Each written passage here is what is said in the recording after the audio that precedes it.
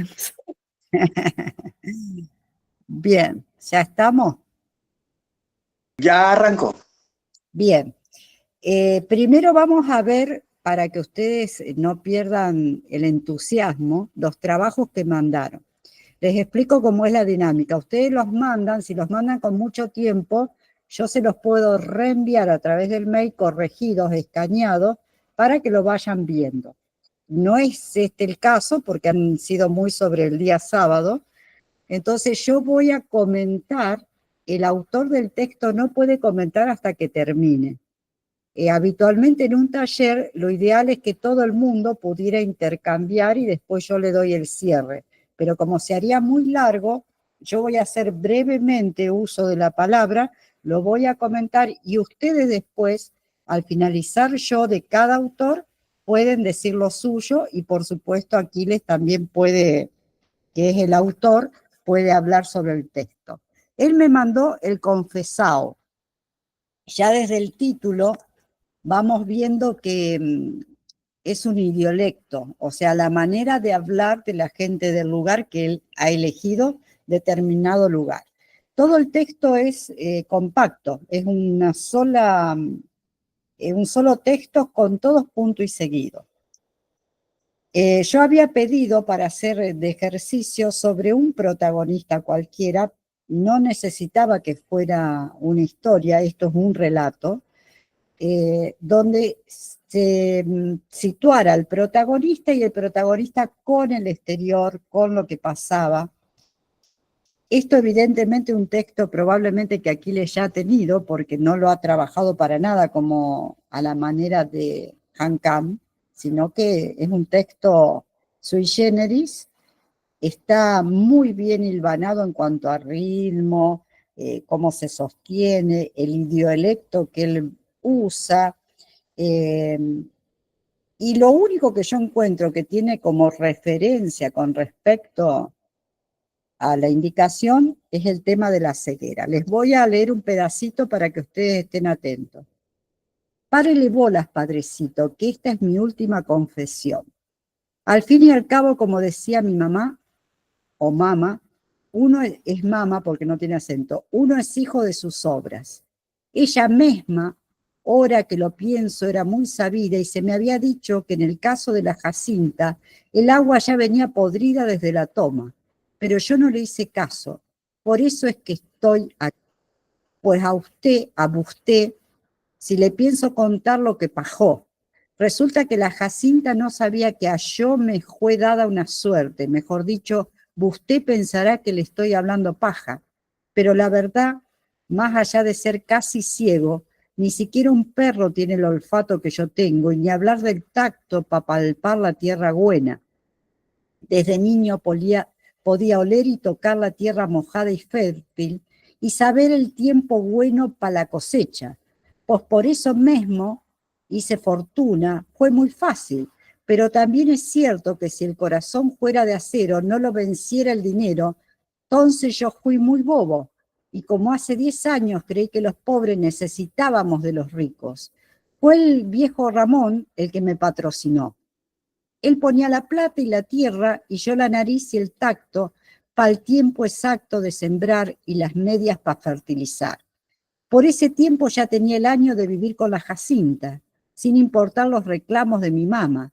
Al fin y al cabo, como ella pregonaba, padrecito, del agua vertida, por agua recogida, y el perro que no anda no tropieza hueso. En fin, el hecho es que yo me parecía que la Jacinta era mi felicidad.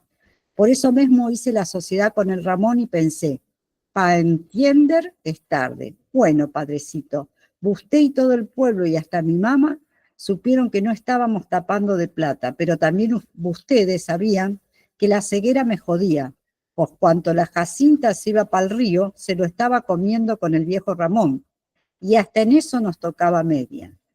Yo me di cuenta hace 4 meses que a ella se le olvidó bañarse el pelo, y a pesar de lo ciego le sentí el humor del viejo en las mechas. Por eso mismo la seguí ese día a tientas. No lo voy a leer completo porque el relato cierra bien, tiene buen ritmo, como les digo, es toda una estructura, y hay todo un suceso que se va desarrollando. Todo esto es muy válido para un texto independiente. Ahora, como ejercicio, aquí yo cuando pido un ejercicio pido, aunque sean cortitos, que sean atentos a lo que yo le indico. Después, si me quieren mandar trabajos de ustedes, está todo fantástico.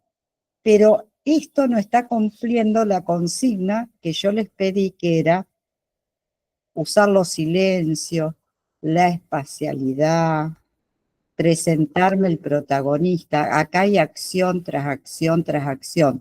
Yo puedo deducir cómo es el protagonista, pero después de leer muchos renglones, porque ni siquiera me lo presentás. No hay una descripción, no hay un sostenimiento de ese protagonista, no hay un alejarse de la acción, que es lo que hace Han Kang. Por eso les digo, lean primero, lean los textos que yo les doy, las novelas que yo les doy, porque necesito que ustedes se impregnen de todo ese sistema que utiliza ella para la producción del texto. En cuanto a este texto en forma independiente, o viéndolo más allá, digamos que no está atado a la consigna ni nada, yo lo que te sugiero es que le hagas más puntos y aparte. Cuando pasás de una acción a otra acción, un punto y aparte para darle oxígeno al que lee. Porque si no es mucha información una tras otra y mucha acción, sin darle respiro al que está leyendo.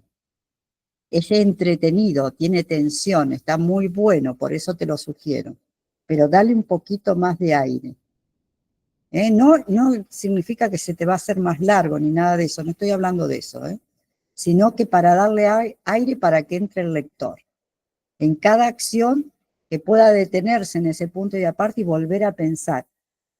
Porque pasás desde el inicio, cuando él que empieza con la confesión, uno es hijo de sus obras, tendrías que ir viendo, y hoy voy a hablar de eso, los núcleos narrativos.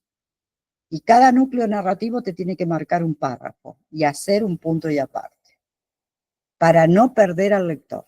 Acuérdense de la claridad que tiene Han Kang cuando arma las novelas, que lo tiene todo buen escritor. Bueno, aquí te quiero escuchar. ¿Qué pensás de esto que te estoy diciendo? No, maestra, muchas gracias. Pues la verdad, la vez pasada entré fue por un enlace, una invitación, Sí, y bueno, pues llegué un poco, digámoslo así, un poquito tarde, ¿sí? Y pues, yo, sí. pues, precisamente me tomé el atrevimiento de mandar el texto porque entendí otra cosa cuando, bueno, cuando pregunté. Entonces yo dije, vas a poner este texto eh, por el tema de la De la ceguera, de otras serie. virtudes. Sí, pero no era tratar el tema, sino que era para que ustedes practiquen realmente, y esto lo remarco porque necesito que practiquen, yo también practico a la par de ustedes. Otro estilo de escritura que es la persona que puede con pocas oraciones describir un personaje y trabajar el exterior y el interior de ese personaje en forma paralela, pero en muy poco espacio, con muy pocas palabras. O sea, hay una selección, un recorte, mucha tijera, para darle espacio al lector para que imagine. En la literatura de Han Kang, sobre todo esta novela que estamos viendo nosotros, hay mucho espacio para nosotros como lectores colocarle cosas. Y eso es lo que no tiene tu texto. Por eso te digo que el ejercicio parece simple, pero se hace muy difícil cuando lo llevamos a la práctica. Porque tenemos el hábito de el manejar, digamos, el lapicero en forma continua. Una vez que estamos con la inspiración, como le llamamos nosotros, darle y darle a la escritura. Y esto requiere un pararse y un pensar. La actitud es, tengo esta idea, a ver cómo la hago. O sea, es otra manera de pararse ante la literatura, por eso la tomé. ¿Está? Claro. No, y muy ¿Entendió? bien. Claro que sí, muchas gracias. Bueno, ahora, Flor de Páramo. Esto es un texto que me resultó muy entretenido porque tenía la poética y en forma inmediata teníamos la narrativa. La poética dice así: cuando era niña era nada, era nadie. El silencio era mío, pasaba todo el día sin decir nada. sin que nadie me dijera nada, el silencio era mi dulce compañía. Con el tiempo fueron llegando a mí los sonidos, voces y nombres, yo seguí muy dentro siendo silencio. Con los años volví al inicio a ser nada, nadie, silencio. ¿Tenés el texto? Esto es de, a ver quién me dice de quién es, que no tengo el nombre acá. ¿De quién es esto? ¿De Laura? Mío, sí señora. ¿Tenés el texto ahí? ¿Lo tenés a mano? Me demoro Te un digo, poquito en te abrir. arriesgaste, comento porque sirve para todo, te arriesgaste con el uso del verbo, que es un verbo un poco vacío para la poética, no se aconseja mucho usar los verbos ser, estar, pero por una cuestión de la profundidad del verbo. Pero en este queda bien, lo usaste bien. Es así, cuando era niña era nada, era nadie. El silencio, en lugar de poner era mío, porque ya con la repetición de era, es un riesgo, yo pondría me pertenecía. Son sugerencias, Laura, vos hacer lo que quieras. Y pasaba todo el día, no, pasaba el día, porque todo, el día ya implica todo. No necesito poner la palabra todo.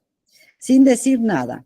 Y después tenés debajo, sin que nadie me dijera nada, ese sin que me lo demora mucho. Nadie que me dijera nada, pondría yo, para no hacer un nexo tan largo que me rompa el ritmo. El silencio era mi dulce compañía. Debajo, con el tiempo fueron llegando a mí los sonidos, ahí haría un punto. Voces y nombres. Punto también. Yo seguí también con mayúscula, muy adentro siendo silencio. Cuando el poema es tan cortito, tan breve, hay que tener mucho cuidado con la puntuación. Con los años volví al inicio a ser nada, nadie, silencio. Sacar esos puntos suspensivos delante de silencio. Nadie haría un punto y silencio con mayúscula para destacar la palabra silencio, que es el leitmotiv. ¿Está? Ahí te queda perfecto. Bueno, y ahora vamos a leer el texto narrativo. Tengo cola de marrano, pero ni yo misma puedo dar cuenta de ello. Ese yo misma, si es yo misma.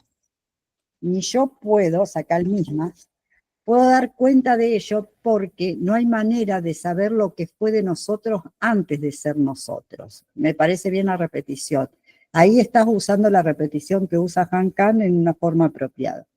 Nací de pie, coma, quizás por saber, y todo lo que sigue a eso me parece trabado, que lo que hiciera de mí tendría que hacerlo sola. Yo pondría algo así, no sé, una sugerencia. Quizás por saber que enfrentaría sola la vida. Una cosa más lógica y más entendible. ¿Eh? Porque le das todo un retorcimiento ahí que no está bueno. Soy una hija putativa del páramo. Eso me pareció muy adecuado. Una frase muy adecuada. Y ahí pondría un punto. Y volvería a repetir lo del páramo, porque es el lugar donde vos querés destacar que vivís y que es lo que condiciona a la protagonista. El páramo me abraza con su frío, no todo eso que ponés, que me abraza, abrazo frío, no deja de ser un abrazo, el único que he tenido es muy, muy tanguero, ¿viste? O sea, hay que sacarle un poco la dinámica. Y sí seguiría, quizás por eso soy fría, aunque de mirada dulce, porque poner fría, coma, de mirada dulce, como si estuvieras hablando de los dos planos, y el ser de mirada dulce es lo contrario a fría, entonces aunque de mirada dulce. No puedo con el calor, no puedo con el afecto. Es algo que se aprende en el seno de la madre. Y claro, alguien me dio a luz, pero fue el páramo el que me crió. Yo no pondría claro, alguien me dio a luz. Ella me dio a luz, pero fue el páramo el que me crió, porque ella sería la mamá.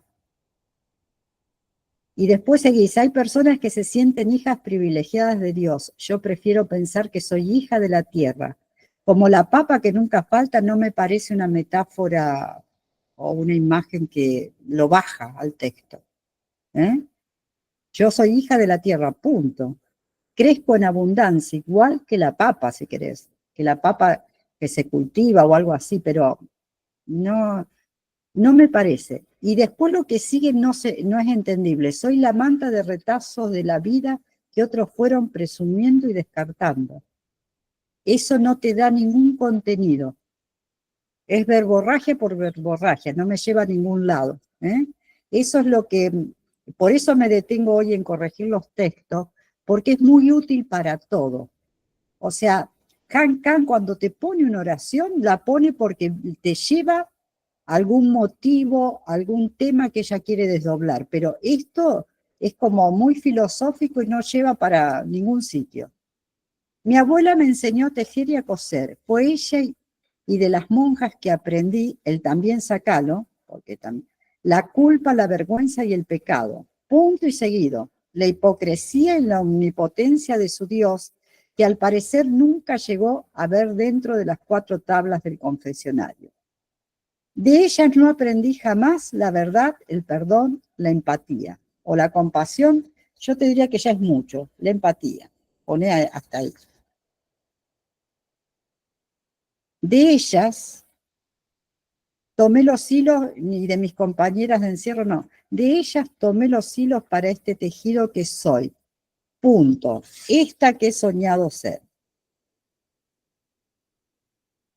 Yo siempre fui un animal arisco, un gato asustadizo, sacarle la coma entre gato y asustadizo. Un gato asustadizo y extraño.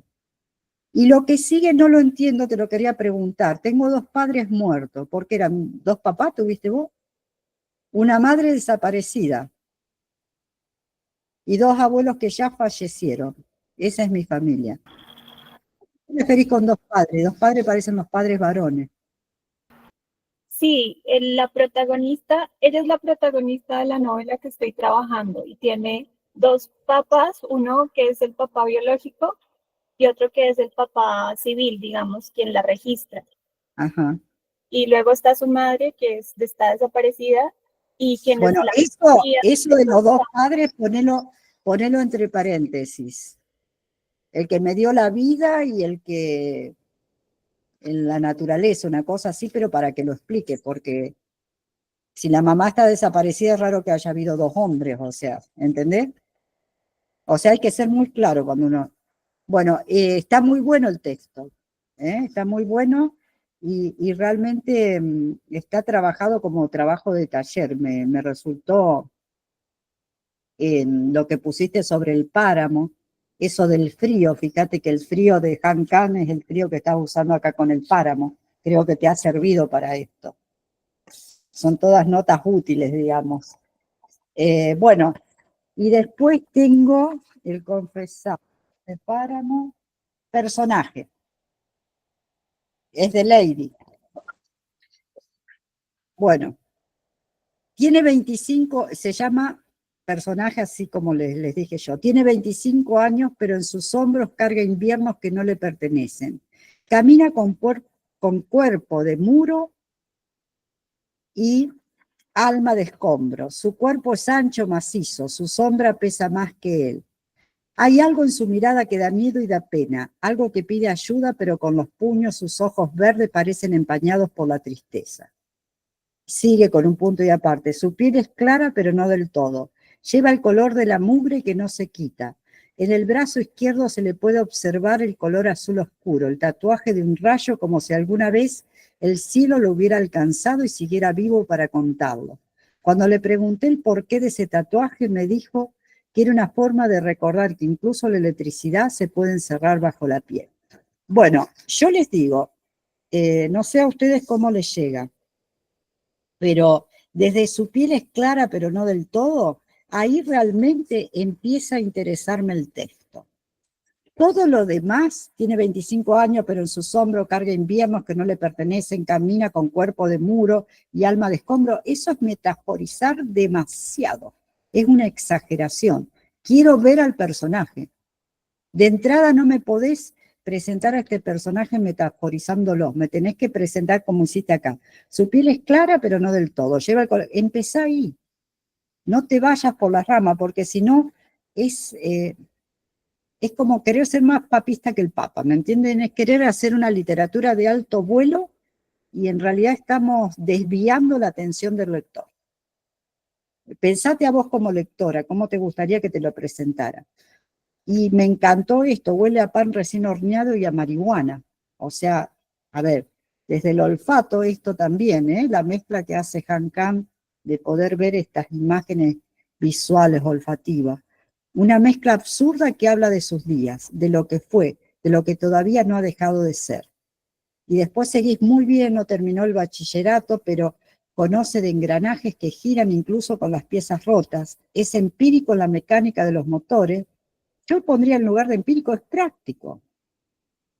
O sea, usemos palabras más sencillas. Es práctico en la mecánica de los motores y también en la mentira. No la de la mentira, en la mentira. Sabe arreglar carros y descomponer afectos. A su madre le miente con ternura, como si así le pudiera doler menos, a los demás le miente con frialdad. Muy bueno todo esto, o sea, emocionalmente nos acerca.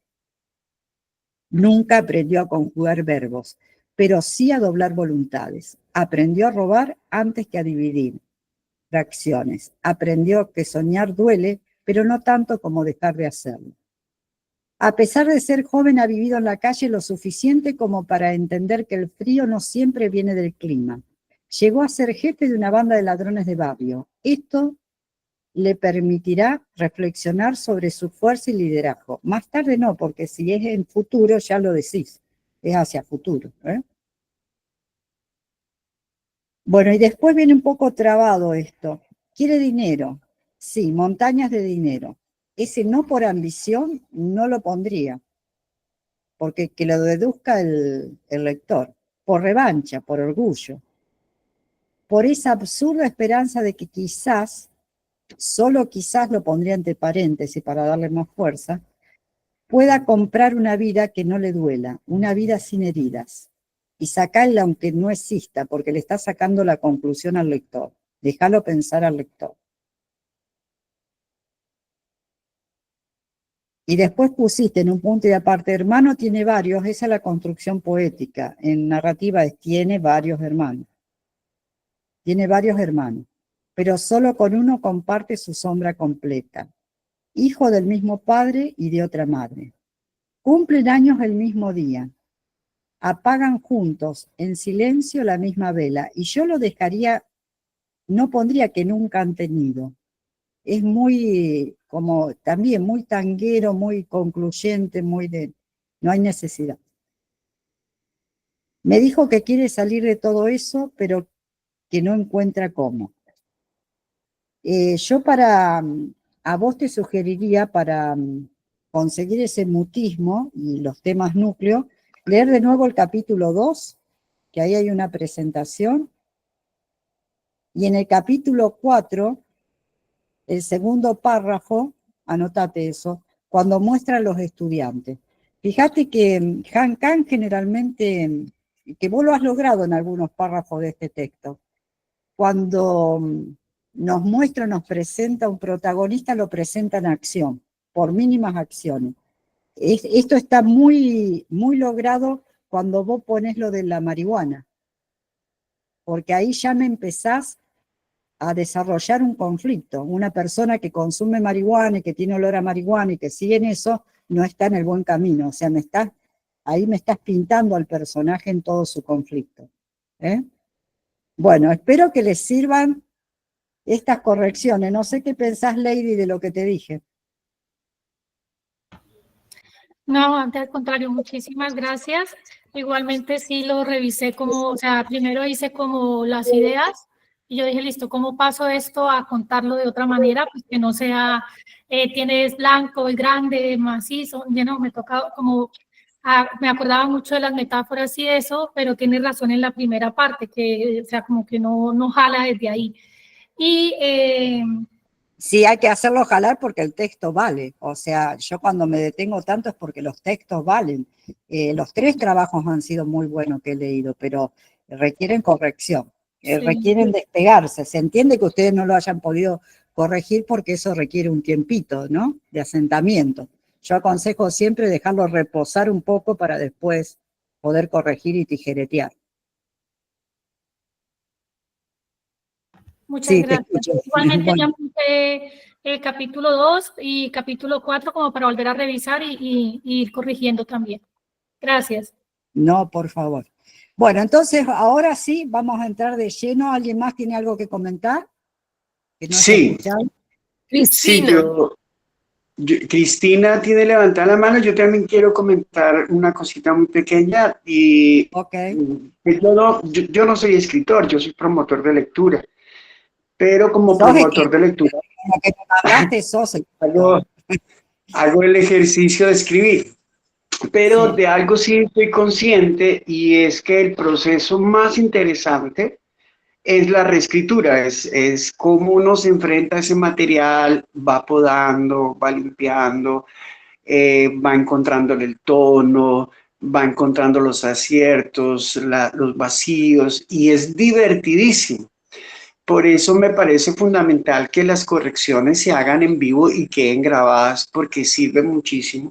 Nosotros con los niños, cuando hacemos los talleres con ellos, leemos el texto con todos los demás y ellos van entendiendo todo. Y, incluso cuando ya ha pasado un tiempo, empiezan a hablar con propiedad y empiezan a decir, sí, aquí le falta tal cosa, aquí sería mejor esto. Y es supremamente divertido. Es la parte, yo creo, donde uno más se enriquece. Uno, digamos que lanza ese primer borrador y pues es chévere, ¿no? Uno lo tiene. Pero donde más se divierte uno es en la corrección. Yo creo que llega, yo creo que uno termina de corregir un texto es cuando ha quitado una palabra y la ha vuelto a poner 10 veces más. La ha cambiado tantas veces que vuelve a la original. Yo creo que ahí es cuando uno dice, no, ya saturé, ya no puedo corregir más, ya esto salió para pintura. Pero ese proceso de reescritura es el más divertido, de verdad que sí. Cristina. sí, te escuchamos, Cristina. buenos días. Bueno, Profe, no entendí, pues no sé cómo es la dinámica porque yo me había retirado de los talleres. La cuestión es que cuando esta niña, Nao, creo que es la que le corrigió lo de la sí. colcha de retazos, usted dice que eso está como fuera, como que no queda bien. Y me da la impresión, a mí por lo menos me parece que queda bien. Lo que ella está dando a entender, esa cuestión de una bolsa de retazos, ella está describiendo un personaje y es algo importante, es los retazos de lo que votaron otros. Ella está mostrando lo que ha sido la vida de ese personaje. Me da la impresión, no sé, eh, yo poco sé de estas cosas y entiendo que usted es la profesora, pero no me parece que eso sobre. Mira, No, dice así, te vuelvo a repetir el texto. Ella empezó la protagonista de este texto empezó a describirse como del páramo, la frialdad, todo lo que venía. Y en un momento hay personas que se sienten hijas privilegiadas de Dios. Yo prefiero pensar que soy hija de la tierra. Y la papa me parece horrible como imagen que nunca falta. Crezco en abundancia igual que ella. Soy la manta de retazo de las vidas que otros fueron presumiendo y descartando. ¿Qué más? exacto, es bonito, se escucha No, bonito. pero eso es para un poema. Esto estoy hablando de narrativa, estoy hablando de una persona que me está presentando un personaje bien fuerte. Y yo lo necesito con cosas concretas. Cuando va a ser una metáfora, tiene que ser una metáfora respecto, no así tan... A mí esto no me dice nada. ¿A vos te Porque me parece? parece, profe, qué pena. Sí, Lo que pasa es que me gusta decir lo que pienso. sí, Me sí, me parece parece que si bien. uno se siente que es lo que formaron los otros de uno, eso le da fuerza a uno y le da una personalidad, un carácter a una persona, mejor dicho. Bueno, que me lo diga así, porque yo esto no lo entiendo, metaforizado así no lo entiendo. Y en todo caso, por ahí si lo quiere poner, lo tiene que poner más adelante. Cuando empieza a hablar, mi abuela me enseñó a tejer y a coser, para no irte de plano. Me está hablando de frialdad de todo, me está hablando que ella crece, o sea, es grandota, crece en abundancia, que es fría porque le dio la frialdad, y no me puede dar la conclusión de lo que ella es ahí. Soy la manta de retazo de las vías que otros fueron presumiendo y descartando. Eso es súper tanguero, es súper, se va de registro de lo que me viene diciendo. ¿Entendés? Cuando vos tenés un tono, cuando tenés un tono narrativo, hay un tono que tiene todo el texto, no te podés salir del tono. Y si lo vas a sacar de tono en algún momento, porque las novelas son largas y lo permite, tiene que ser rodeado de todo eso que me anticipa. Si ustedes leen a Han Kang, no sé si la has estado leyendo, ella cuando se mete, porque ella se permite hasta poner poemas completos, pero cuando lo hace un doble espacio, un asterisco, nunca pierde al lector. Le dice, ahora te voy a hablar de esto, después te voy a hablar de esto otro. Lo va llevando, ¿se entiende? Como si le pusieras señales donde vos vas diciendo, en un texto tan corto no te podés salir del tono. Bueno, ahí sí no Hablando de las monjas, viene hablando, ¿entendés lo que te digo? No Sí, es que lo no sea entiendo. bonita la oración es hermosa, pero no va ahí. Ah, listo, porque yo no he leído todo lo de ella, pero el pedacito me pareció bonito.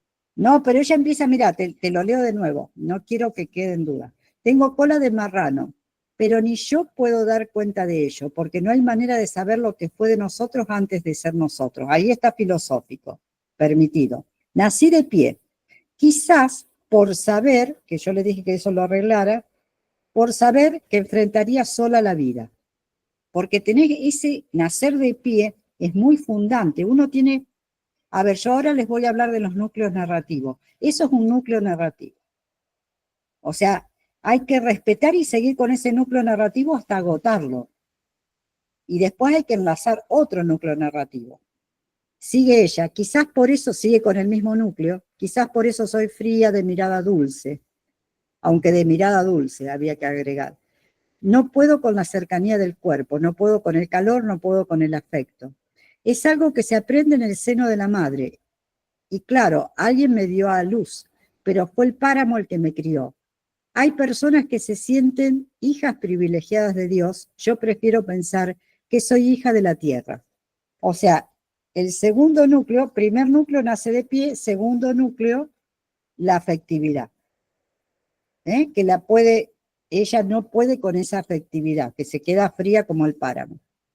Tercer núcleo, mi abuela me enseñó a tejer y a coser, o sea, se va para atrás, al pasado. Fue de ella y de las monjas que aprendí la culpa, la vergüenza y el pecado, la hipocresía, la omnipotencia, bueno, y así sigue. Pero, ¿entendés? No puedo entrar en ese núcleo con esa digresión. En realidad es una digresión. Me voy por las ramas, es lo que diría un buen autor. Estamos acostumbrados, la vieja literatura, la de Balzac, te hablo de ese tiempo, la del siglo de oro español, todo ese tiempo, a ser muy candencioso y a escribir y volver. Ese tipo de literatura no es la literatura de este tiempo. Vos pensás que tenemos un lector que hace zapping todo el tiempo, que usa textos muy cortitos en WhatsApp, es el lector que tenemos hoy, nuestro presente. Entonces requiere de otro tipo de escritura, mucho más concreta. Si bien en algún momento puedo metaforizar, pero no puedo tener, como hacía Balzac, 10 páginas para hacer la introducción del personaje o del ambiente. ¿Sabés qué hace? Me tiran el libro por la cabeza. O sea, tengo que pertenecer a este tiempo, soy un escritor de este tiempo. Entonces, cuando soy un escritor de este tiempo, con un premio Nobel como Han Kang, que es el que estamos nosotros trabajando, podemos hacer un gran aprendizaje. ¿Por qué le entregaron a esta señora el premio Nobel? Nada más que porque es coreana, nada más que porque habló de Borges y habló de las clases de griego. No, es por todo el trabajo y la postura de ella ante la literatura. Y la postura de ella, ¿desde dónde sale? De su profesión, por supuesto que es profesora en letra, de todas sus lecturas y de su geografía, la inmediata que tiene, pero también de su convicción sobre la literatura. Y en esta novela ella lo pone de entrada. De entrada te dice de dónde sale esta novela, cuál es el marco, y a través de la protagonista nos dice cuál es su posición ante la literatura. ¿Y cuál va a ser su posición? Que primero tiene una gran pelea, digamos, con la palabra. La palabra hasta dónde alcanza. ¿Cómo alcanza? La palabra la salva de la tremenda, eso sería el argumento, ¿no? De la primera dicotomía que tiene ella, ese dolor de muerte por la muerte de la madre y porque la separaron del hijo. La palabra le va a permitir llegar a construir otro tipo de relación con ese profesor casi ciego. ¿Cuánto la ayuda y cuánto la inhabilita? ¿Cuánto ha peleado desde la infancia con esa palabra? Porque en definitiva, cuando escribimos novelas, también estamos contando en algún rincón nuestra vida. Ella habrá luchado mucho desde que era chiquita con la palabra y es eso lo que manifiesta en la novela.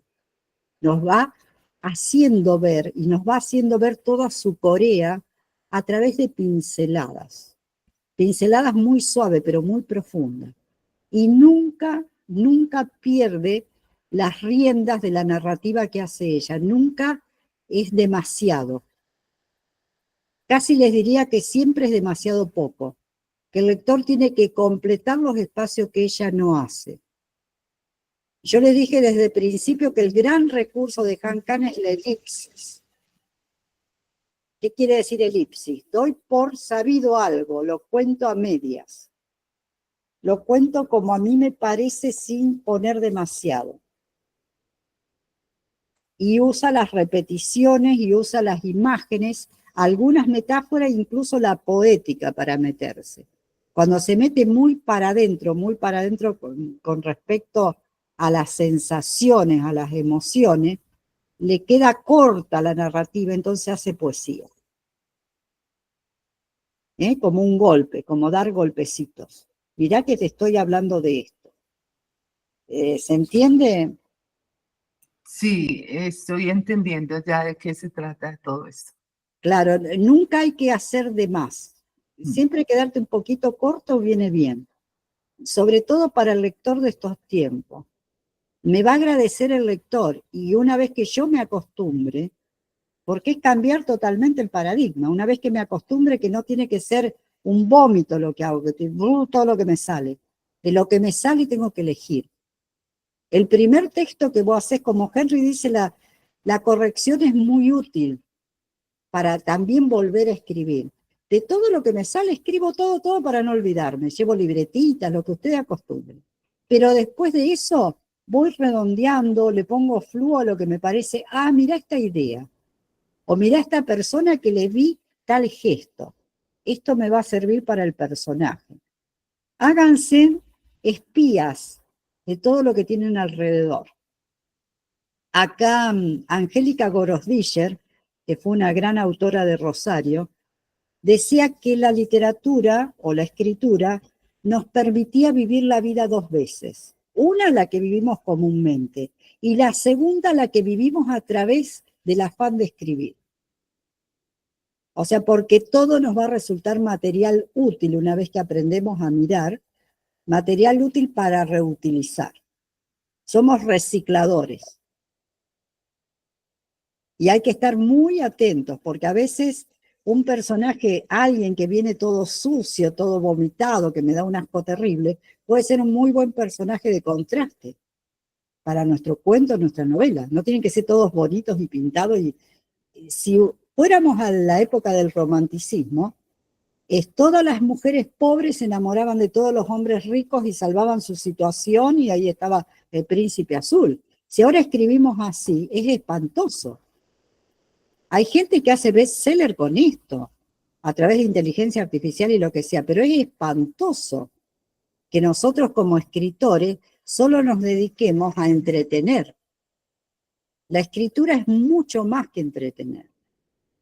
Tiene que tener una profundidad de perdurar, de servir, para mejorar la sociedad, para, no sé, llevarlo a otro puerto, para hacerle ver cosas. No vale esconder los personajes oscuros o siniestros.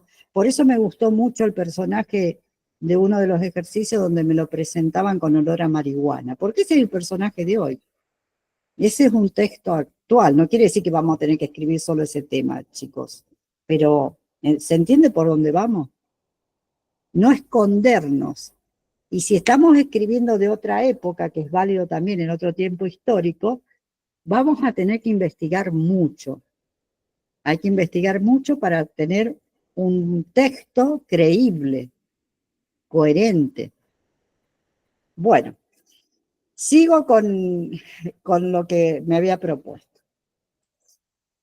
Nosotros estuvimos hablando ahora a través de las correcciones de los núcleos narrativos, que yo no se los di porque como que me entusiasmé mucho por Han Kan y no empecé por el minuto cero. Los núcleos narrativos no es lo mismo que el Profesora tema. Nancy, hay una pregunta de Andrés Soto. Sí. A ver, Andrés. Andrés, te escucho. Te escucho. Hola. ¿Lo habilitás, Henry, para que pregunte? Yo no te puedo habilitar. Bueno, la dejamos para después, sí, guardala y sigo yo adelante porque si no perdemos tiempo. Lo que les decía, los núcleos narrativos no es lo mismo que los temas. Los temas en la literatura universal son el odio, el amor, los sueños, las venganzas. Han sido grandes temas universales. Los núcleos es dónde voy centrando esa novela o ese cuento que quiero desarrollar. La poética también tiene núcleos. Y después tenemos las acciones. ¿Cuándo hay acción? Cuando se cambia una situación dada, una situación que venía trayendo, la cambio. Se pasa en ese momento de un núcleo narrativo a otro núcleo narrativo. Vieron que yo se lo ejemplifiqué en ese texto que corregimos. Una cosa cuando ella hablaba del páramo, otra cuando empezó a hablar del abuelo. Son núcleos narrativos distintos. En toda la escritura de Han Kan hay mucho movimiento, pero porque no es un movimiento de acciones así terribles o que cambian de escenario, sino mucha gesticulación de los personajes. Los veo en acción, y hay mucho sonido, muchas imágenes sonoras. Las técnicas que ella va a estar siempre asentada va a ser las imágenes, las metáforas. La metáfora, ¿qué es? Yo hago una traslación, hago una selección y armo algo nuevo, por semejanza. Por ejemplo, si yo digo los ojos como carbones y después digo los carbones de sus ojos, ya la reemplacé por la metáfora. ¿Está? Y la metonimia, hay contigüidad, asociación y elipsis.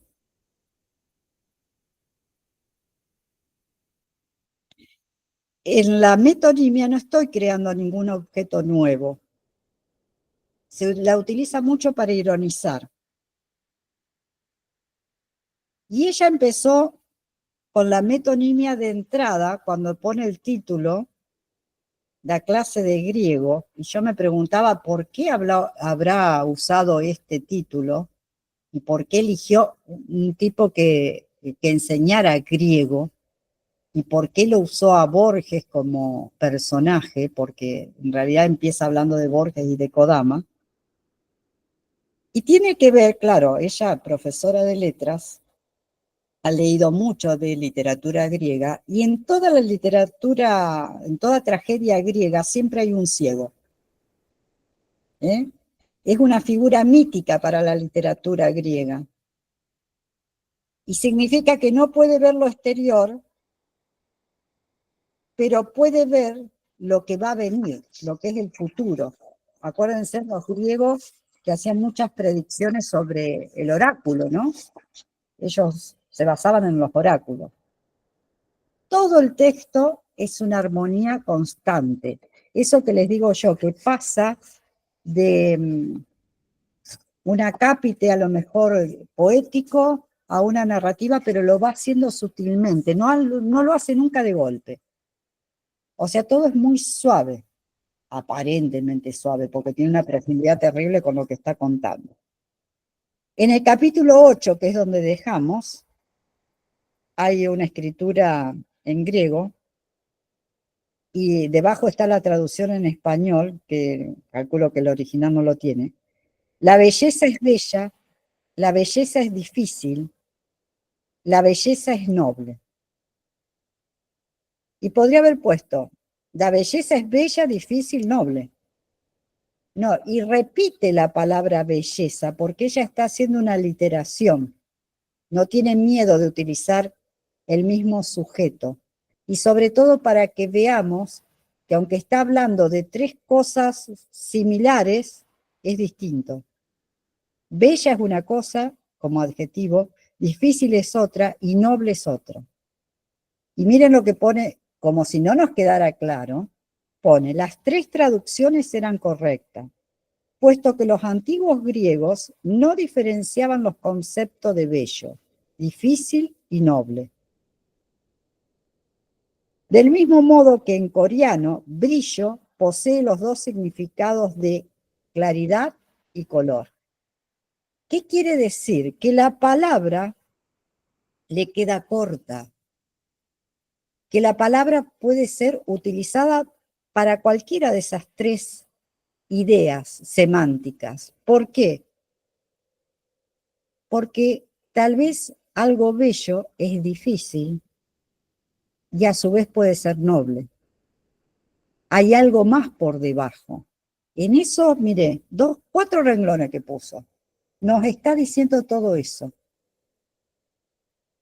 Que ese recibir esa palabra no es que tiene un solo concepto, no tiene una sola explicación semántica, tiene 3 explicaciones y las 3 son válidas.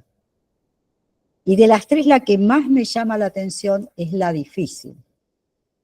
¿Por qué la belleza es difícil? Y ahí entramos nosotros a pensar en todas las personas bellas que hemos conocido, que tal vez han tenido una vida terrible, que tal vez han tenido que pagar por ser lindos, que tal vez usaron ese ser lindo para causas ignobles. ¿Se dan cuenta todo lo que nos lleva? O sea, todo el espacio que ella le da al lector. Doble o triple espacio. Y sigue así. Ocurrió durante la primera festividad del día del nacimiento de Buda. Nunca nos pierde con el lugar geográfico. Presten atención. Nunca nos pierde con el marco. Que pasé en Seúl después de volver de Alemania, y tampoco en el tiempo. Me dirigí al templo de Suyuri, el mismo al que había ido muchos años atrás con mi madre y mi hermana, pero esta vez fui solo. Ese ir solo también me está anticipando. Es una catálisis que me da un indicio importante de cómo se va a manejar él en el futuro. En aquel entonces había campos de patatas a ambos lados del camino que conducía al templo, pero ahora los había cubierto de cemento para construir bloques de apartamento de 5 plantas. Solo tras cruzar el primer portal, pude comprobar que el templo permanecía intacto a pesar del paso del tiempo. No había edificaciones nuevas en el recinto, pero la pagoda y el pabellón de la campana se me antojaron más pequeños de como los recordaba. Todo había empequeñecido al hacerme adulto. Qué gran verdad. Lo que vemos de chiquito nos parece enorme y cuando lo vemos de grande, en un solo renglón lo dice. Nosotros diríamos, ay, desde que yo veía esa pagoda, entonces cuando llegué adulto, y le haría todo un fraseo súper largo. Y él lo dice, miren qué economía de palabras. Todo había empequeñecido al hacerme adulto. Va directamente al efecto. No hace todo el regodeo que haríamos nosotros. ¿Se entiende por dónde va la literatura de esta mujer? O sea, economía de palabras. Todavía era capaz de moverme a mis anchas por la noche, así que deambulé por el recinto sagrado esperando a que oscureciera. No me hace perder nunca de vista el tema que él viene trayendo, que es la ceguera. A cada rato lo recuerda a través de palabras. Todavía era capaz de moverme a mis anchas por la noche, así que deambulé por el recinto sagrado esperando a que oscureciera. No había tantos farolillos de papel como recordaba, pero el espectáculo visual que ofrecían no había cambiado. Mejor dicho, era incluso más hermoso que cuando lo había contemplado por primera vez de pequeño. Si en aquel entonces el desfile de los faroles me había causado un asombro candoroso, ahora me estremecía hasta el fondo del alma. Y después sigue, cuando por fin cayó la tarde, me senté en el entarimado del santuario a ver cómo se balanceaban y difumaban los farolillos rosados y blancos con cada ráfaga de viento. Vuelve al mismo objeto. Me está hablando de los faroles allá arriba y vuelve al mismo objeto y lo va ampliando. Es como si con una cámara de filmar, allá me lo mostró nada más y ahora se va acercando para que yo los vea también, para que veamos el mismo paisaje. Nunca experimenté tan intensamente como ese día que, en un principio bello y sagrado, eran una sola palabra. Vuelve al primer tema, la palabra y el significado. Del mismo modo que brillo significa también color. ¿Te acuerdas cuando decían que para el coreano brillo y color eran lo mismo? Me levanté para marcharme cerca de las 11 de la noche, que era la hora en que cerraban el santuario principal. Estamos viendo todo, estamos participando en tiempo y en lugar geográfico. Me lo hace ver, no es que salta, no hace saltos esta literatura, va pasito a pasito, pero me va mostrando todo, con pocas palabras, economía de adjetivos. Me dirigí hacia la salida del templo murmurando para mis adentros, hora de volver a casa. Hasta me muestra lo que va para adentro el personaje. Todavía debía caminar unos 30 minutos hasta la amplia avenida donde estaba la parada de autobús, y luego aún me quedaba una hora de trayecto.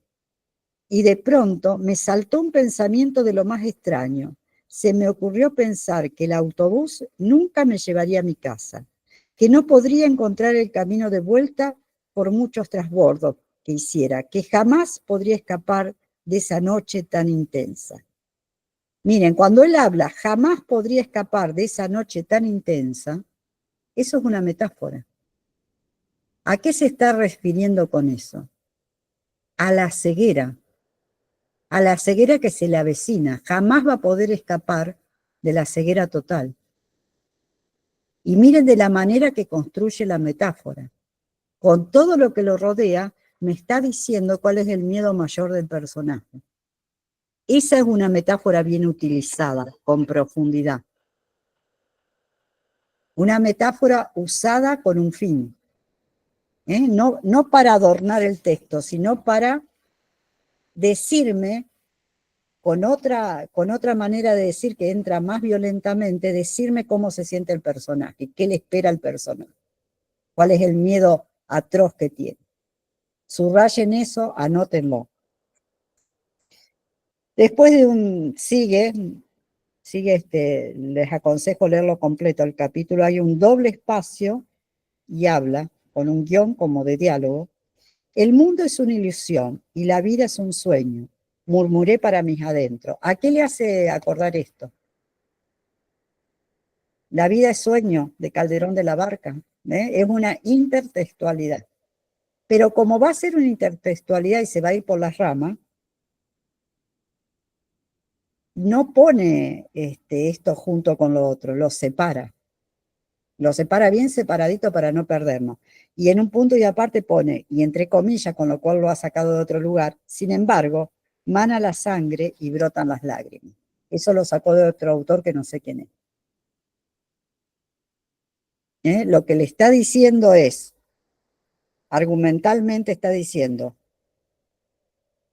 que el mundo en realidad me presenta una ilusión que nunca va a ser, pero en el punto y aparte, dice, pero sin embargo las cosas reales están ocurriendo. Cuando pone mano a la sangre y brotan las lágrimas, el dolor, la frustración, todo está ocurriendo.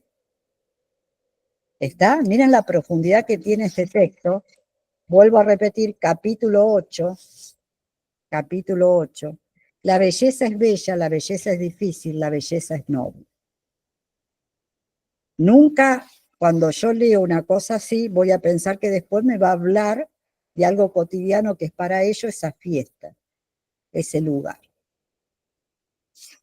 Como este texto me pareció muy rico, esto va a ser para la próxima, ya voy a seguir con la clase.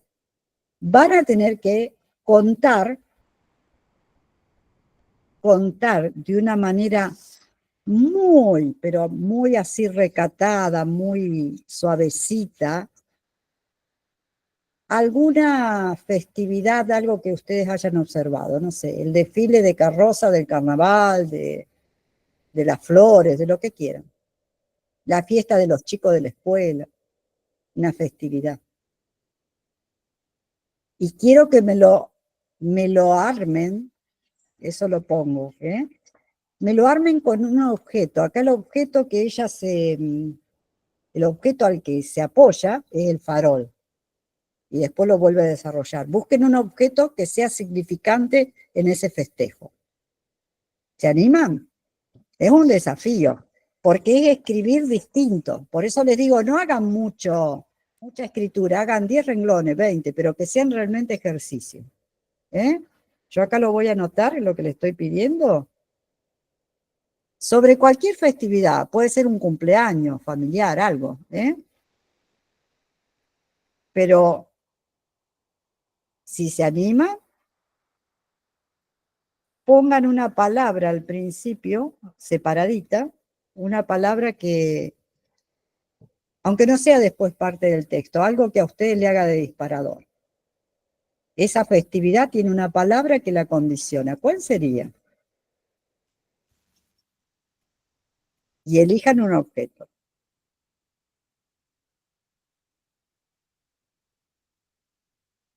Bueno, sigo adelante. Este capítulo no tenía nombre, era número 8. El capítulo 9 tiene título y se llama Penumbras. Fíjense que vinimos leyendo todos los capítulos y todos tenían, los títulos eran incluso interrelacionados, porque de alguna manera no está hablando nunca de la luz ni de nada así muy brillante, porque nos va sosteniendo el clima. Era de la voz. Después el otro capítulo que habíamos hablado era algo de la incapacidad de oído, que no me acuerdo el nombre ahora, ya les digo. Mutismo, la incapacidad de hablar. O sea, cuando ella pone subtítulos, los pone muy escuetos, pero muy significativos. Y empieza, hermana, acá cambia la manera de narrar, ¿Has caminado alguna vez entre las penumbras del alba? Entre preguntas. Cuando sales al amanecer y sientes el aire frío, ¿te das cuenta de cuán tibio y frágil es el cuerpo humano? Al amanecer todas las cosas destilan una luz azulada y los ojos, limpios por el sueño del que acaba de despertar, la absorben milagrosamente. Esa hermana, ¿has caminado alguna vez entre las penumbras del alba? Está haciendo un género epistolar. Le está escribiendo una carta a la hermana. No me lo dice de entrada, pero me doy cuenta por el tono. La está interpelando para escribirle en segunda persona. Y pone todo un fraseo. Cuando sales al amanecer y sientes el frío, te das cuenta de cuán tibio y frágil es el cuerpo humano. Al amanecer todas las cosas destilan una luz azulada y los ojos, limpios por el sueño del que acaba de despertar, la absorben milagrosamente. La sensación cuando nos despertamos, ahí usa un tono poético. Y después, como ese tono es demasiado poético, hace un espacio importante y empieza a relatar. En la época en que vivíamos en aquel apartamento del primer piso de la calle Kriek, yo solía salir a caminar a esa hora del amanecer. Al volver a casa, cuando el aire ya perdía su tonalidad azulada, nuestros padres y tú aún dormíais. Encendí una lámpara porque dentro estaba más oscuro que fuera y abría la nevera para saciar el apetito. Luego me iba de puntillas a mi cuarto mordisqueando algunas nueces. Bueno, y así sigue. ¿Qué hace? Equilibra. Cuando él pone algo poético, cuando el narrador pone algo poético, después pone algo concreto. No está todo el tiempo en poesía, modo poesía. Pongo modo poesía, cambio el tono. Después hace otro doble espacio para ir a otro nudo, digamos. ¿Te acuerdas de nuestra casa en Suyuri? Era un espacioso apartamento de 4 habitaciones en un edificio, y ahí empieza a describir. Describe cómo era la casa de ellos de la infancia. O sea, utiliza la herramienta del género epistolar para hablarle a una hermana, por supuesto inexistente, es una invención del narrador, para poder soltar una cantidad de datos que si no uno diría, ¿y para qué me está contando todo esto? ¿Y por qué da los datos? Porque su pasado le condiciona también su presente. ¿Por qué él es tan tímido? ¿Por qué no se anima? ¿Por qué no la habla la protagonista femenina? ¿Por qué va a demorar tanto en acercarse? ¿Mm? Entonces, todo eso le va dando un contenido. Incluso habla en algún momento de una imagen muy tierna, de un pollito que se llamaban Pibi, y va contando anécdotas de su infancia. Todo esto va haciéndolo con distintas cartas, va diagramando distintas cartas para poder introducir lo prosaico, lo que tiene que ver con la vida de él. Y en un momento empieza con algo que yo la he visto también en la otra novela, que es La vegetariana, que ella utiliza mucho, es de su estilo, digamos, las preguntas.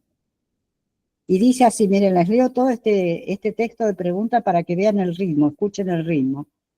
¿Sigues igual, Ran? ¿Todavía te enfadas tanto que te dan ganas de meterte en la nevera? ¿No será que estás tan ocupada con los ensayos que solo desayunas y cenas muesli en todo el día como hacías cuando ibas a la escuela? ¿Te llevas mejor ahora con el director de la compañía de ópera? ¿Has hablado recientemente con mamá? ¿Cómo estás de las rodillas? ¿Se maneja bien sola? O sea, toda una serie de preguntas que incluso no nos dijo anteriormente que ella trabajaba en ópera y demás, que le permiten deslizar datos en forma concreta, pero también hacernos ver a esa hermana que se llama Ram en toda su muestra de cómo es el temperamento. Miren, pregunta, ¿todavía te enfadas tanto que te dan ganas de meterte en la nevera? Que eso lo haría cuando era niña. En la heladera, decimos nosotros. ¿No será que estás tan ocupada con los ensayos que solo desayunas? ¿Y ensayos de qué? Me pregunto yo. Inmediatamente después, y cena muesli todo el día como lo hacías cuando ibas a la escuela. ¿Te llevas mejor ahora con el director de la compañía de ópera? Después me dice que ella está ensayando ópera, pero primero hace la pregunta, no tiene miedo de hacer saltos, porque después me va a dar el indicio que me permite llegar a la conclusión. No me lo da de entrada. Podría haber puesto primero, ¿te llevas mejor ahora con el director de la compañía de ópera? ¿Por qué no lo puso primero? Porque primero me despertó la curiosidad. Con esa pregunta de los ensayos me despierta la curiosidad. Digo, ¿ensayo de qué? Quiero seguir leyendo, a ver de qué ensaya esta tipa. ¿Se entiende cómo esa es otra característica de Han Kang? Cómo los indicios los va dando muy medidos para intrigarme y para que yo siga enganchada en la lectura. Quiero seguir y quiero seguir. Bueno.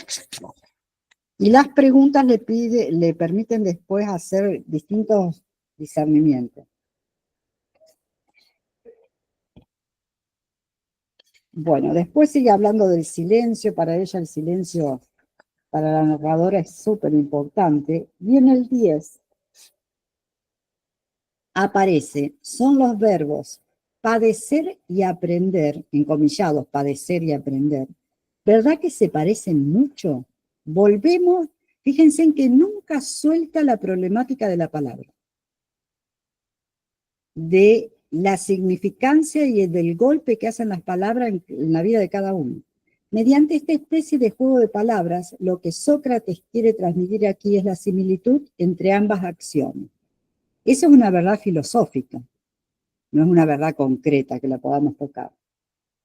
Ellas doble espacio y sigue así. Ella saca de debajo del codo el lápiz que presionaba sin querer. Tras frotarse la zona dolorida, copia en el cuaderno las 2 palabras de la pizarra. Vuelve a insistir.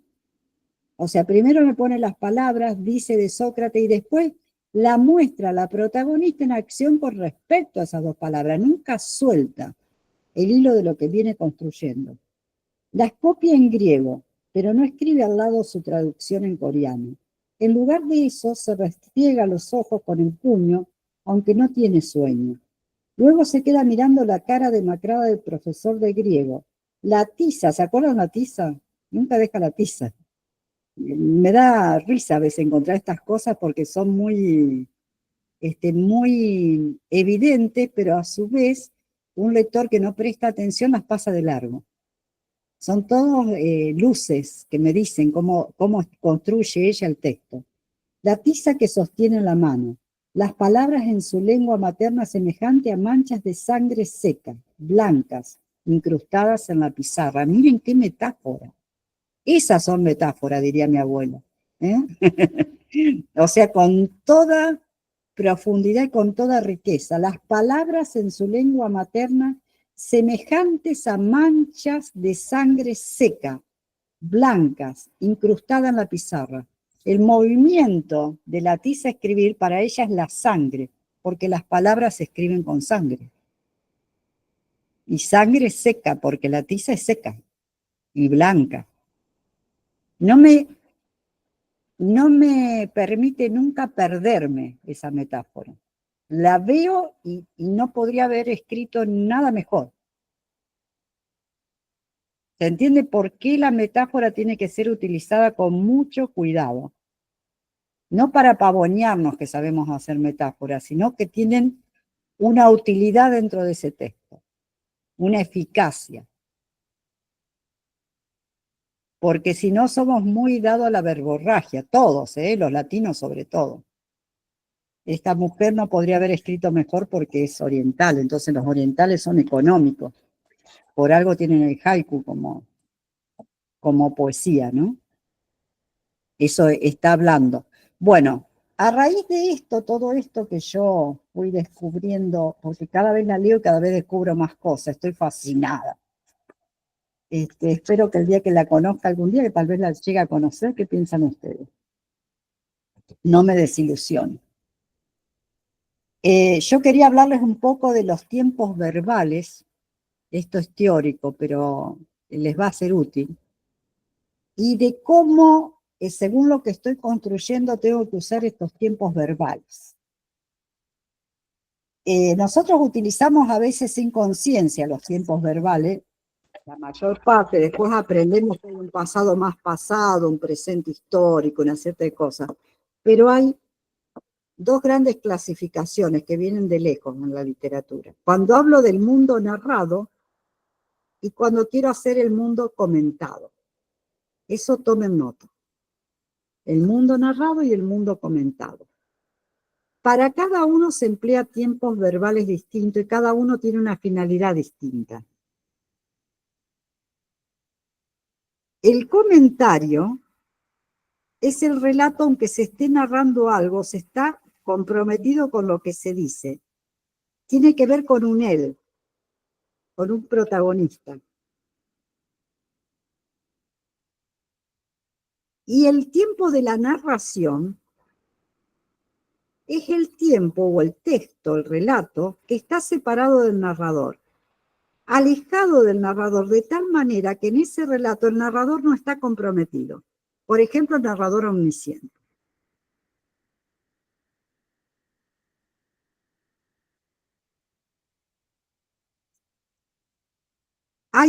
Como ya sabemos, hay una separación entre el mundo ficticio y el mundo real. Cuando estoy haciendo un texto como una crónica, por ejemplo, la crónica de una muerte anunciada, que hay un ir y venir en el tiempo, hay un tiempo que está como demorado. Esto viene de la literatura europea y es básicamente aplicado a la épica. Ahora, si yo estoy en el tiempo del comentario, lo voy a utilizar para hacer biografías, autobiografías, ensayos, reportajes, piezas de teatro, libros científicos, todo eso van a usar el tiempo del comentario.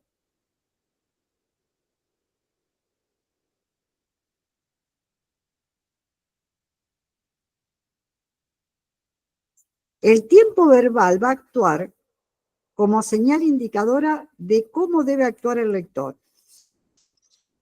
Por ejemplo, si yo digo, él canta, estoy diciéndole, presta atención, él está cantando. Y si yo digo, él cantaba, yo estoy diciéndole algo, le estoy dando una información, pero no me comprometo, porque ya fue. Si uso el tiempo presente, estoy imbricada, estoy metida ahí.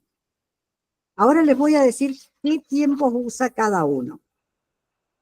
El mundo de lo comentado, les voy a dar con canto, les voy a dar el ejemplo. Voy a utilizar el verbo canto, he cantado, cantaré, habré cantado, voy a cantar, canté, estoy cantando.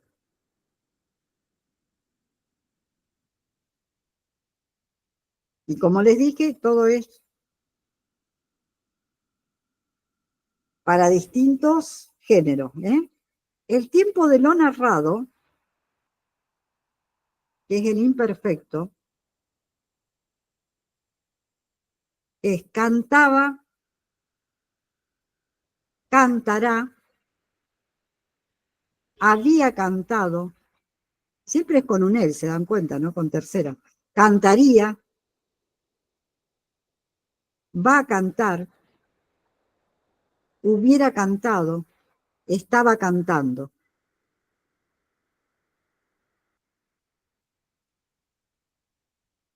El imperfecto no significa que el novelista esté en futuro respecto del personaje, sino que no es el personaje que nos lo muestra, o sea, no es el mismo personaje protagonista.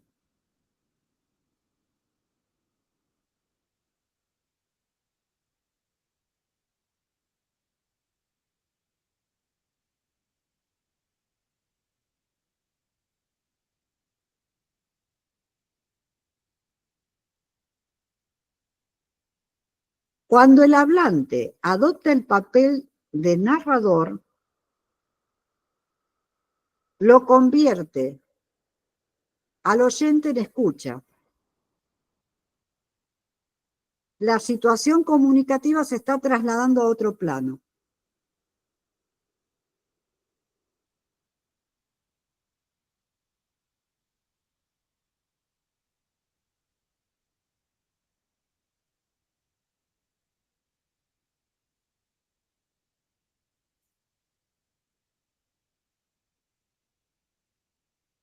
Los adverbios temporales no tienen aplicación en el mundo narrado, son traducidos.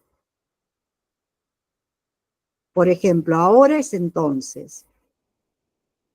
Ayer por el día anterior y hoy capaz que ponemos en la víspera.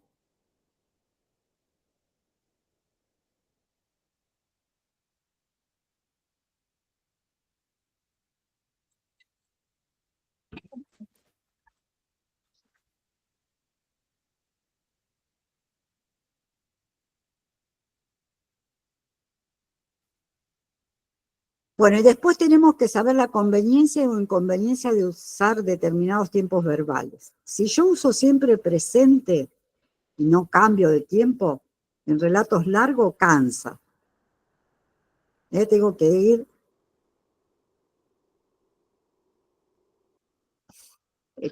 ir matizando, tengo que darle movilidad al texto a través de los verbos.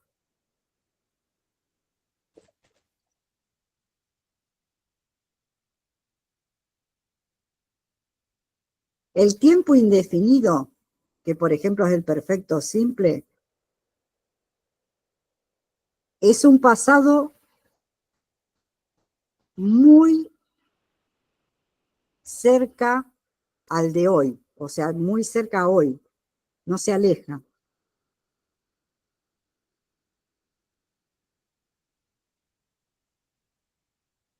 Canté, pero canté está muy cerca y muy terminado. Más alejado es había cantado.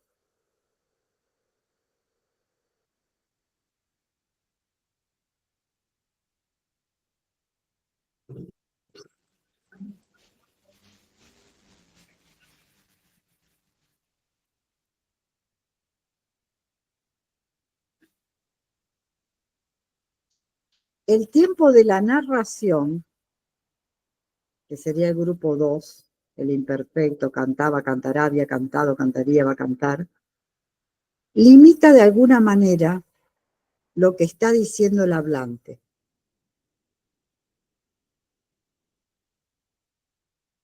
Puede tener efecto de caricatura o de ironía.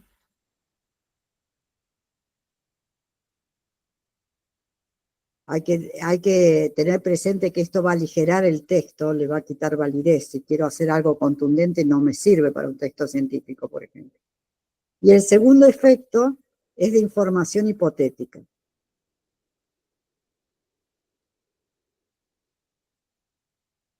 Fulanito de tal prepararía tal cosa, entonces, bueno.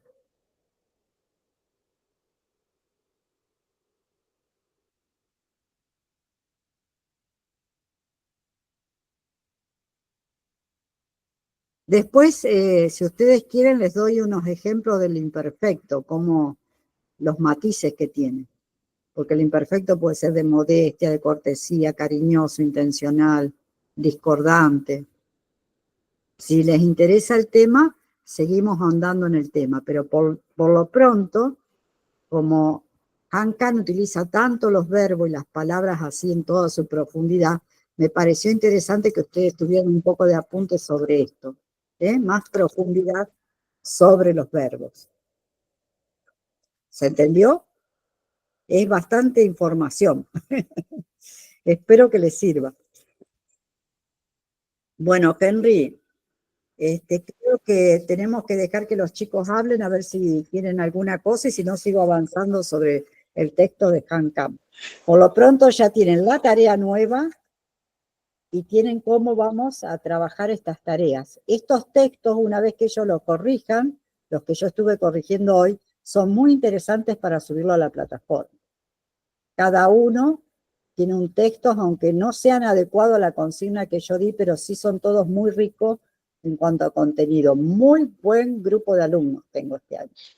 Vale, y sí, para comentarles, este año nosotros sacamos una antología, yo se las mostré, esta es la del año pasado. El año pasado sacamos solo poesía, pero pensaría yo que de este taller los mejores textos, si están escribiendo cuentos, sobre todo, podríamos incluir algunos en la publicación de este año. Entonces, para animarlos a que trabajen muy juiciosos, envíen sus materiales con tiempo para que al cierre del taller podamos tener no el texto definitivo, pero por lo menos un borrador que de aquí a agosto ya se pueda cristalizar y que lo podamos publicar. Eso por Bueno, una parte. Yo lo que les indico es que lean la novela, porque si no la leen, se pierde mucho de lo que digo. Y Laura, en la próxima entrada que tengamos el próximo sábado, volvé a colocar la novela, porque va a resultar muy útil, así yo no tengo que leer textos enteros, leo pedacitos nada más donde quiero enfocarme y ustedes después pueden seguir, porque ahí ya la próxima clase vamos a terminar con esto. Estamos dedicando mucho tiempo porque vale la pena, pero quiero pasar también a la vegetariana, que tiene todo otro tono. Claro.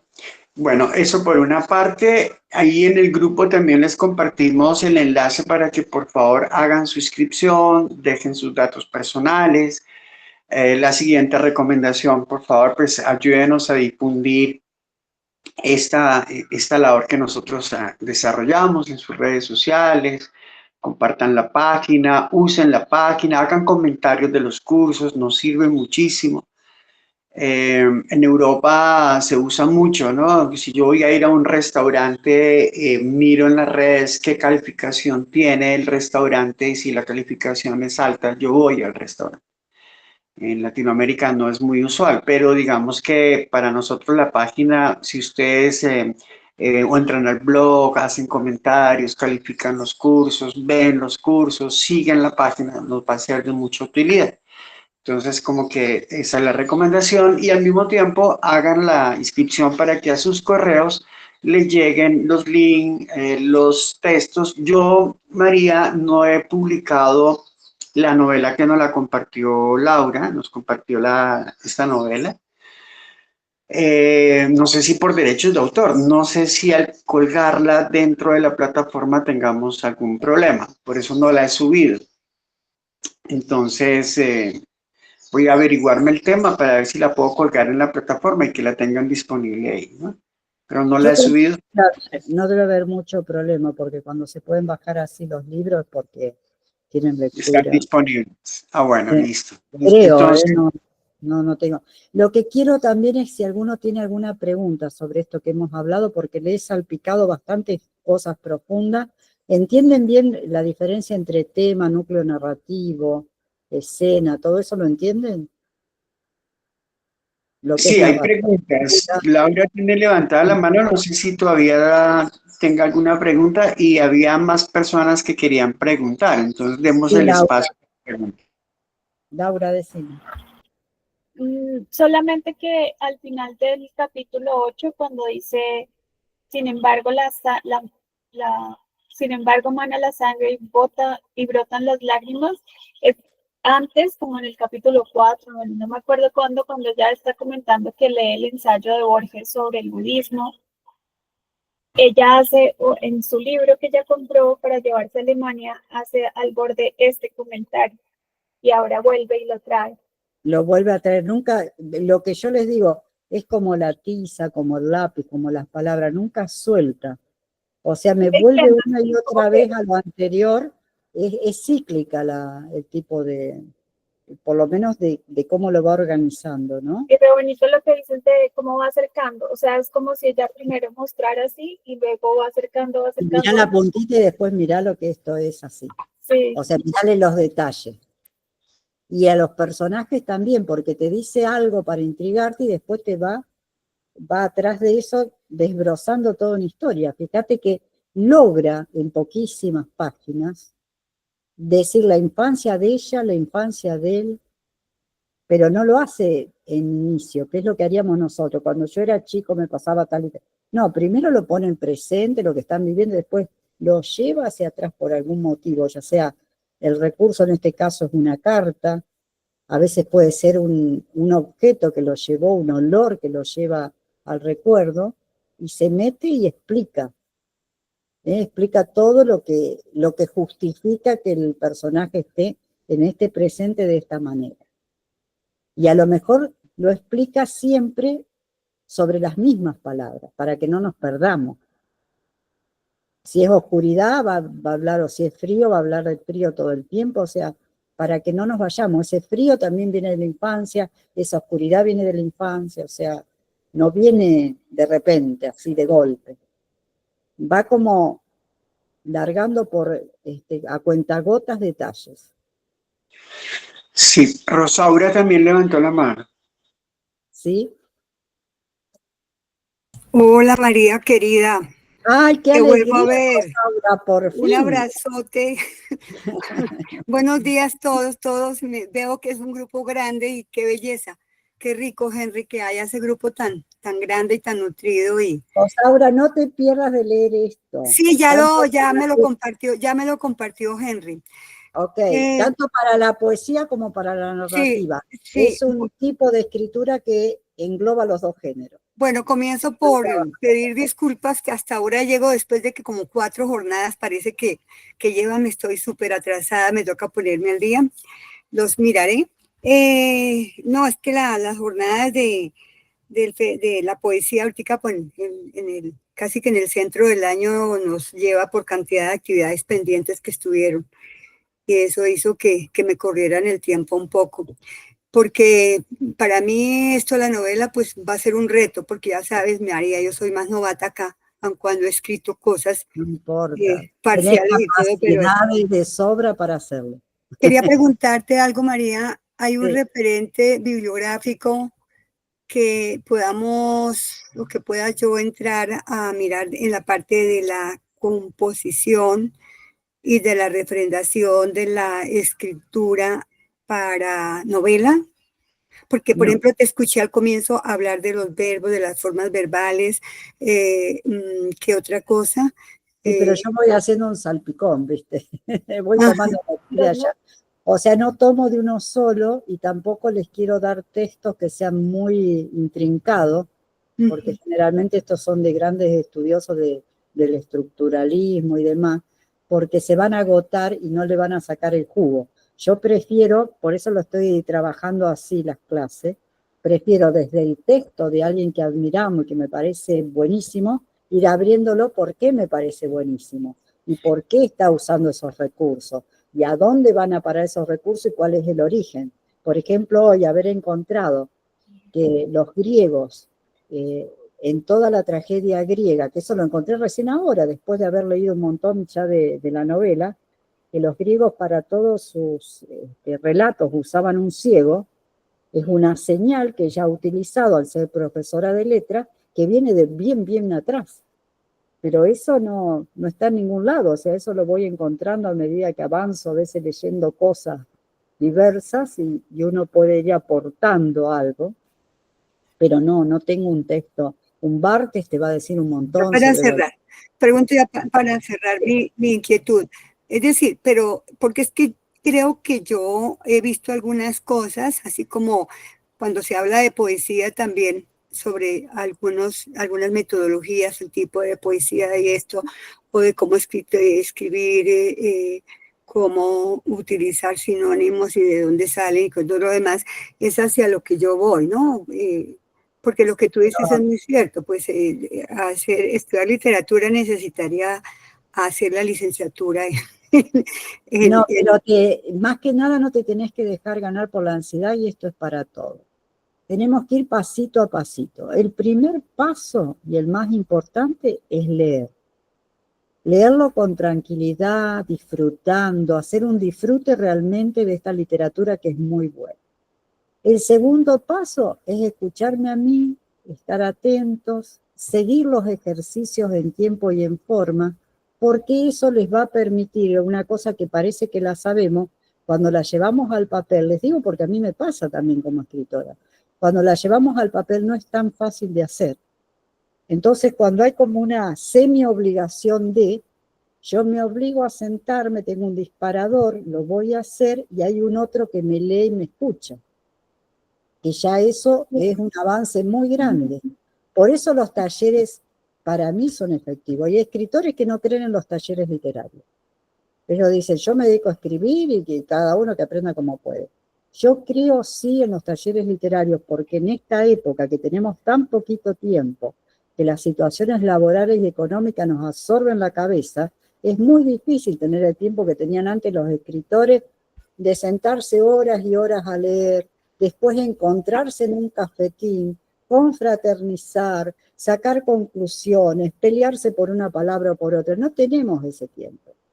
Hoy día no se hace así, no se desarrolla así, porque estamos en un tiempo pre-guerra mundial, creo, todos alteraditos, todos haciendo nuestras cosas. Entonces, el poder tener estos espacios de taller que está creando Henry a través de su fundación es muy sanador para la literatura. Es un espacio realmente auténtico, lo está haciendo con mucha seriedad, y ya sea para el género poesía o para el género narrativo, para ustedes es un regalo en bandeja. O sea, aprovechen eso. Hoy yo tenía un autor muy bueno para escribir, que hace teatro, era odontólogo, y hoy me preguntaba, ¿dónde haces talleres? No, le digo, acá en Argentina yo no hago talleres, hago online, porque ese espacio de de taller acá casi nos fue quitado porque la gente no tiene ese tiempo de pararse a escuchar a otro. Y gracias a Dios existen todavía a nivel mundial cosas que nos permiten estar atentos y estar al día con la literatura. Si ustedes tienen paciencia, se tienen que tener sobre todo paciencia. La novela es un trabajo de mucha paciencia y mucha voluntad. Es muy a largo plazo y quizás una novela ni siquiera le lleve un año, quizás le lleve 3, 4, 5 años. Tienen que tener paciencia, no es un trabajo de hago y saco, como es el cuento. Es un trabajo más arduo, más... Primero tengo que encontrar de qué tema quiero hablar. Después tengo que encontrar el tono de lo que quiero hablar. Después organizarme en núcleos narrativos. Este personaje va a ir para este lado, este otro va a ir para este otro lado. Tengo que crear los personajes. Es un trabajo como de tejido. Aprendo el Santa Clara, aprendo el revés, pero ¿cómo hago si quiero hacer un punto? Un punto bello, atractivo. Y tengo que practicar. Y probar 20.000 veces. O sea, la novela es a largo, largo tiempo. Gracias por la pregunta, Rosaure, gracias por tu inquietud, porque me sirve para contar qué es esta cuestión de la novela. Porque, ¿saben qué pasa? Que nosotros empezamos como escritores, creo que la mayoría empiezan por poesía porque le parece fácil, cosa que no lo es el género más difícil. De la poesía paso al cuento, y ya me entusiasmé con el cuento y ya quiero hacer una novela, porque el que hace novela es como más escritor. No, no es más escritor por hacer novela. Borges nunca hizo novela, porque no tenía la paciencia de largo plazo y tal vez por su ceguera no podía sostener un trabajo de largo tiempo. Ok, María, muchas gracias. No se impongan, esto de novela sirve para cuento y sirve también para poética, porque esta autora en particular tiene todos los condimentos. Sí, sí, sí, por supuesto. Bueno, no siendo más, yo creo que la sesión se nos agotó acá, nos quedan apenas 3 minutos. Unas recomendaciones muy puntuales, suscríbanse a la página, usen la página, coméntela. Nosotros vamos a estar publicando un blog semanal. Acabamos de publicar un pequeño artículo donde hablamos de María, hablamos de Juan Manuel Roca, de Rómulo Bustos Aguirre. En las próximas sesiones en las próximas entregas, pues vamos a seguir ampliando pues la información, pero la página es para que ustedes la usen. Recuerden que también tienen acceso a otros cursos completamente gratis, que eso es una ventaja. Lo que dice María también es cierto, ¿no? Lo que les digo, nosotros somos una fundación sin ánimo de lucro, nos sostenemos con los cursos que sacamos en algunos momentos, pues, para poder sostenerlo, porque necesariamente necesitamos recursos, pero los que ya se han dado, que María dio anteriormente, pueden acceder a ellos sin problema. Lo pueden compartir con sus amigos si lo consideran interesante. Eso nos va a ayudar muchísimo. Lo otro, estén atentos a la convocatoria del festival. Ya ahorita en el mes de junio sacamos la convocatoria, los poetas o esta en particular tiene la fusión del Encuentro de Literatura Infantil y Juvenil y el festival. Entonces también los escritores en narrativa pueden postularse también. Si son promotores de lectura también lo pueden hacer. Y pues nada, yo les deseo un feliz fin de semana. Por favor, entregar sus trabajos el día jueves a más tardar para que María tenga el tiempo suficiente de lecturas, porque siempre somos bastantes, creo que estamos más o menos alrededor de 17 personas en el curso. Entonces, si todos los 17 envían trabajos, imagínense la cantidad de trabajo que le corresponde a mi querida María. Y pues no siendo más, los despedimos. No olviden suscribirse al curso, porque como no los tenemos en el radar, entonces no sabemos a quién enviarle el link, cómo volverlos a contactar. Entonces es importantísimo no dejar de hacer ese pedacito, ¿no? Para que puedan estar atentos a través del correo. Está en el chat. Sí, está en el chat. Perdón, para enviar textos, ¿tú nos mandas después de que nos inscribamos? ¿O cómo hacemos? pongan atención, una vez que ustedes se inscriban, yo ya voy a tener sus datos, los voy a sumar al grupo de WhatsApp y en el grupo de WhatsApp van a encontrar en la parte de descripción el correo de María. Siempre está ahí. Pero entonces por eso es que les digo que tienen que hacer su proceso de inscripción para que lo sumamos al grupo de WhatsApp y a sus correos les llegue toda la información pertinente. Porque no los tenemos en el radar. Entonces, por ejemplo, Beatriz, si no te inscribes, yo como te envío el próximo anuncio. Es difícil. Ya me inscribí. Bueno, perfecto. Y los demás, pues hagan también su proceso para que les podamos hacer llegar toda la información.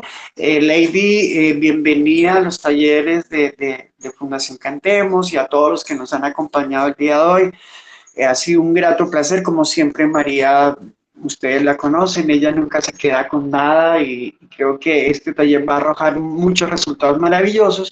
Recuerden que si desean participar en la antología, pueden ir preparando sus textos, ¿de acuerdo? Y de tal manera que los podamos incluir para la publicación de este año. ¿Listo? Si se animan, si tienen cuentos para niños, mejor todavía, ¿no? Si son cuentos de literatura infantil y juvenil, mucho mejor. Entonces, pues nada, voy a dar por cerrada la sesión, pero yo paro la... Henry, ¿me dejas hablar con Rosaura después que termines la grabación? 2 minutos. Claro que sí. Claro.